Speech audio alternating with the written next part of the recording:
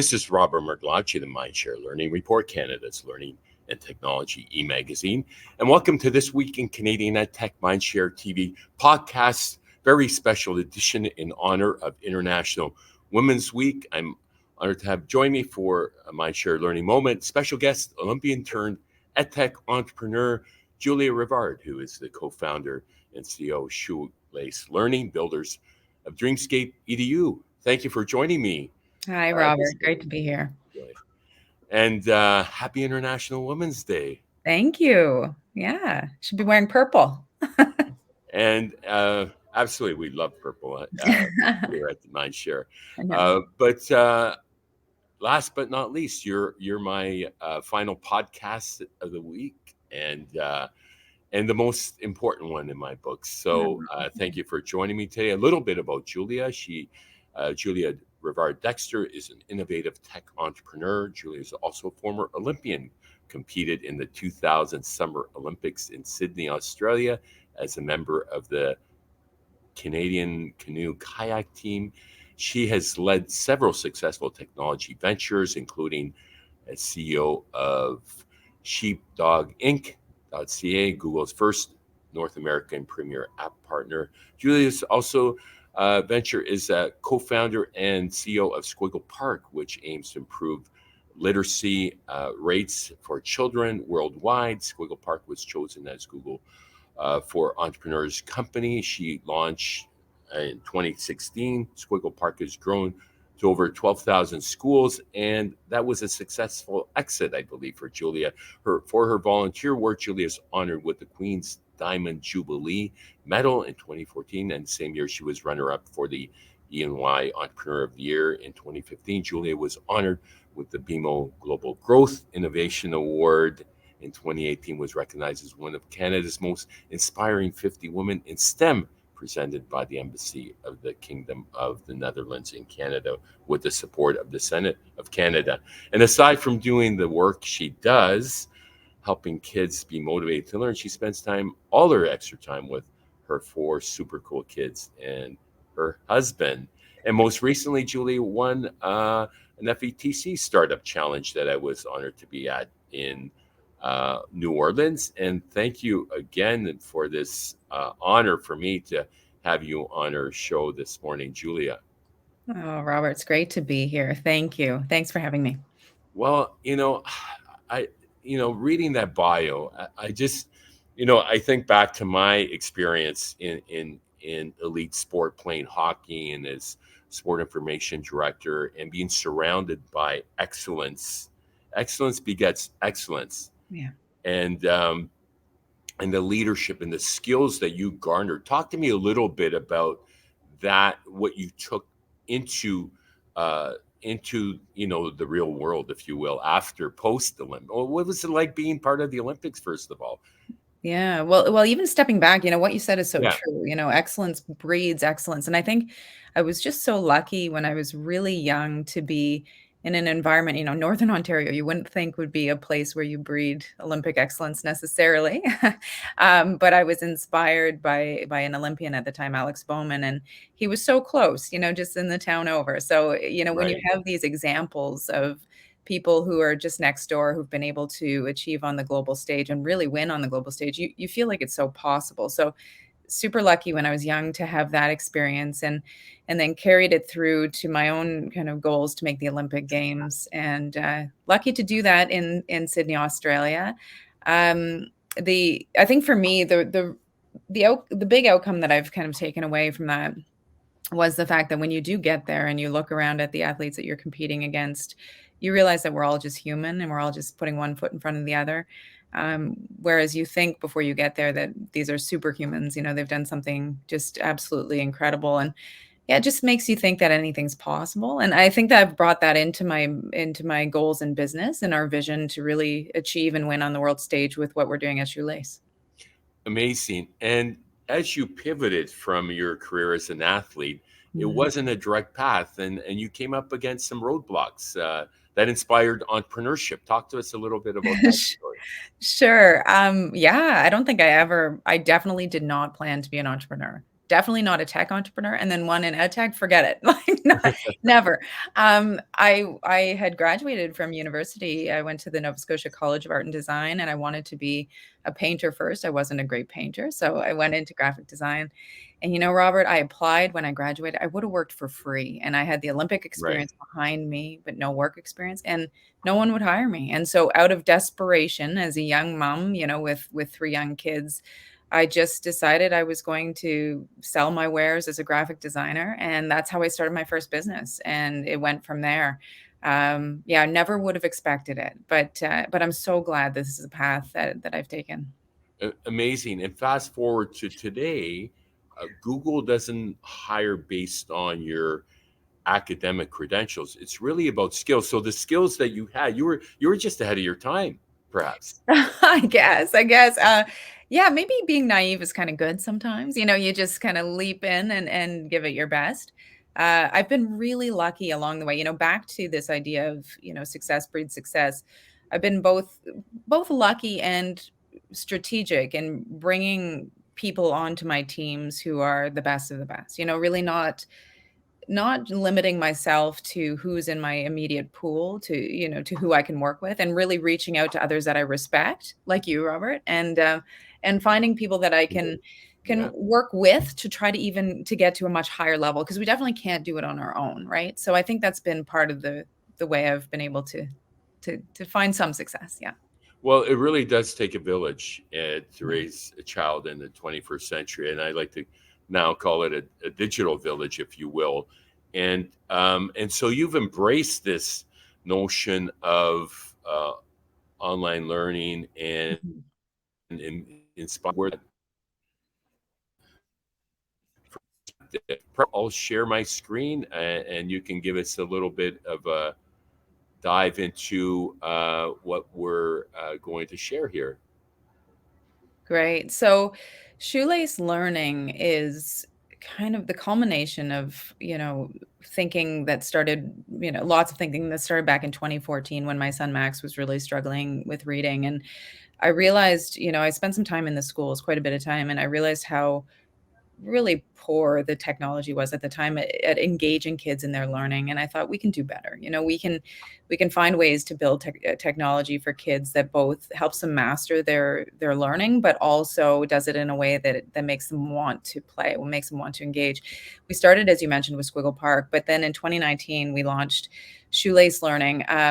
Whereas Squiggle Park was focused on early reading, learn to read, Shoelace is doing something else. It's focusing on building deeply complex comprehension skills. The ability not only to comprehend Right. kind of basic reading, but then to take that information and synthesize it, analyze it, use it to predict, use it to do critical thinking. And a huge percent of our kids right now are graduating without strong critical thinking skills. And you can see that, right? I have kids now Mhm. in university, and they'll take what they get from ChatGPT, they'll take what they get from the internet, and they'll say, "Oh, that's the answer, mom."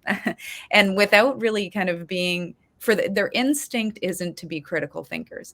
And so what we're trying to do is make sure that kids have all of the skills to be critical thinkers, and different perspectives, different points of view, so that they have broadened thinking when they go into problems in the future. And what makes it unique is that we're delivering all of our learning through hyper engaging games that kids play. So we've built a mobile game called Dreamscape, that kids absolutely love. And as they play, they encounter triggers that force them back into the learning.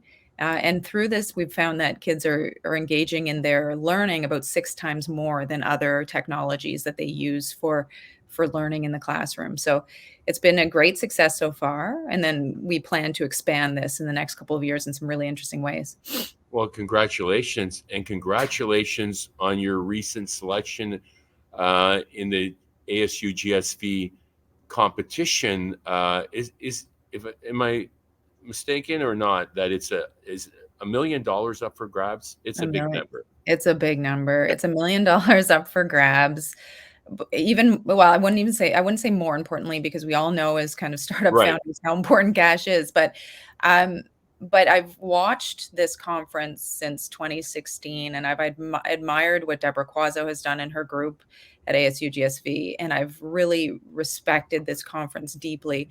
To be on the stage kind of at the ASU GSV competing with a group of global EdTech startups that are just fantastic, selected from a pool of 1,000, and to get down to the top 20, this makes me it makes me think of my Olympic experience and kind of, I've Yeah. wanted to get here again. Now we're not there yet, Right. but it's a step in the right direction. And to expose the world to what we're doing at Shoelace is really exciting for me. And And it and feels and great.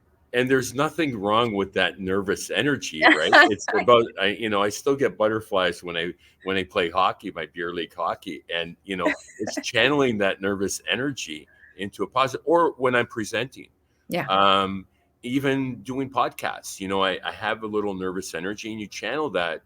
And there's something to be said about that. And storytelling. Talk to Yeah. me about the importance of storytelling and putting yourself out there, whether you're a teacher or a student.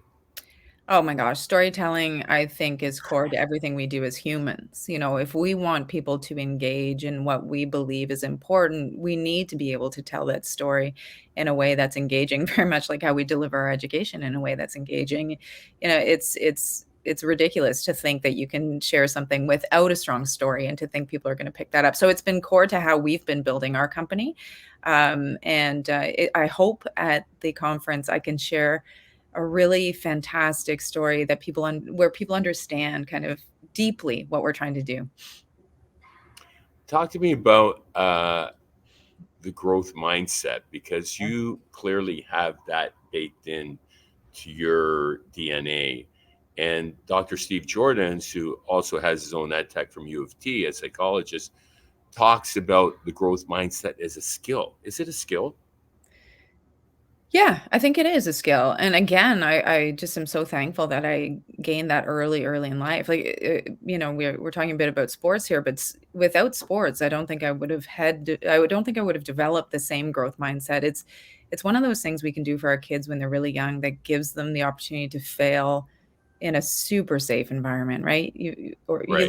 You lose and you expect to lose. You're gonna lose more than you win. And so when you win, it's great, and you always are trying to achieve that again and again, knowing you're gonna have failures or losses along the way, and it just gives you this sense of, well, it's just part of the game. You can't win all the time, and so you just have to pick yourself back up and try a little bit harder, try better, and you get there. So it's been baked in me as a skill for sure, but from the time I was young, and I've definitely leveraged that, resilience, met time and time again as I've built businesses. One of the quotes, thank you for that. One of the quotes that I recently shared in one of our reports comes to mind from Nelson Mandela. And it goes like this: I never lose, I always win or I learn. Yes. How important is that for kids and parents? As a coach, I always suggested when we didn't have winning teams that you learn more from losing than winning, but they Wow, didn't yeah, always for sure. embrace it. But it's true. It's so true. And although I would never want to argue with Nelson Mandela, you do lose. You do lose. It's just that you learn to not want to lose, so you have to learn. You Right. have to take what you can from it to try to do better. And that is the growth mindset, right? And I think that everything I've done in life has built on the past experiences. So nothing feels like a loss really, because it's that toolkit from which I draw now to be able to succeed in new things. Yeah, very lucky to have that background. Absolutely. This morning I do a lot of reading in the morning to garner some insight around, our reports and trends and stay at the top of our game. And I was reading about a report that was done by one of the national teacher associations in the US that 90% of teachers are reporting burnout. Hmm. Talk to me about the importance of balance. I think we strive to do that here. How do you achieve balance? Because you've got a very full, overfilling plate in many respects. Yeah, it's funny because I think you can take on a super full plate, probably more full than people think, as long as you are hyper aware of when you are starting to feel like you need to spend those moments for yourself, whether it be like, I'm a big fan of moving, physically moving. I Hmm. think your body needs to move. And so sometimes when I'm feeling frustrated, I'll just get up and go for a walk, and just clear my head. The same thing with rest, sleep. Oh my gosh, I could sleep my life away if somebody let me, I think. So getting lots and lots of sleep, and those two things for me allow me to take on, I think, what people think is so much more. I think we all take on a lot. I think some people don't take those moments to realize, okay, what I need right now is just something that's going to keep me healthy, whatever that is. And Well said. yeah, and then we can take on a lot as humans. We've proven we're able we're able to do that. Yeah. Well, with spring break upon us in many regions in Canada, I think it's a great opportunity to kind of disconnect and Yeah, reconnect with family and friends and get outdoors. get Uh, outside. Yeah, Talk for to me sure. about the outdoors. I mean, Oh, I you love being it. a kayaker, Yeah, well, the water, I think I've spent half my life in the water, and I love it. It's kind of a happy place for me, but just even every morning I go for a walk for about an hour at 5:30 in the morning, and amazing, that sets my day up to be super successful. I'll be spending next week up at the, ski hill in Nova Scotia at Wentworth, nice. working, but then sneaking out to get a run in or Yeah. two. And, it just it hypes up your efficiency when you have that balance in your life. You come back to your desk and you can just be so much more productive. And that's one of the benefits of being an entrepreneur, as I am as well, that you control your schedule. And the most precious thing we have in our lives is time, to make Yeah, the best use of our time and how we want to spend it. And with the remote work trend that's emerged, yeah, and hybrid work, I mean, we get new people coming here every day because they can't work at home. But my daughter's going to be joining us in Arizona next week, okay. and she's a remote worker, so she's Yeah, making her way down to Sedona with us. yeah. So she's pretty lucky to tag along, and I will have my computer with me. So it's you really weave it in and make it work for yourself. And when you're passionate about something, as you are, it doesn't feel like work, does it? No, not at all. I had many people ask me why I was getting into education technology when I first started. A lot of head shaking, like, "Oh, what a hard industry. Why are you doing this?" Um, and I don't think I really understood. I knew nothing about ed tech when I started. And it has been hard. There's been moments where I've just thought, geez, this industry moves slowly. It's hard to innovate. Um, but at the end of the day, I'm so proud of what we've built. And I'm so proud to be helping these kids. It really fuels my fire to hear from teachers about how much we're helping. And at the end of the Amazing. day, no matter what you build, if you can look back and feel good about it, like, that just makes you wanna keep pushing, right? Like, even on the hard days, I know that we're doing something really special. So, I feel like I'm so lucky to be in a space like that, and I think anyone who finds themselves in itself in a place where they feel like they're really contributing to something great, yeah, that's a gift. It's a real gift. Well, with that, thank you so much for your time, Julia, and providing us with inspiration on this, the final day of International Women's Week, as we've called it, because every day should be International Women's Day in my books. Well, it is for me. Thanks, Robert. Take That care. was Julia Rivard, the co-founder and CEO of Shoelace Learning. Good luck at the ASU GSV Cup down in San Diego in a few weeks. My name is Robert Merlacci, the Mindshare Learning Report. Be sure to check out www.mindshare learning to get your latest issue. And until next time, stay healthy, stay safe, and keep the learning curve steep.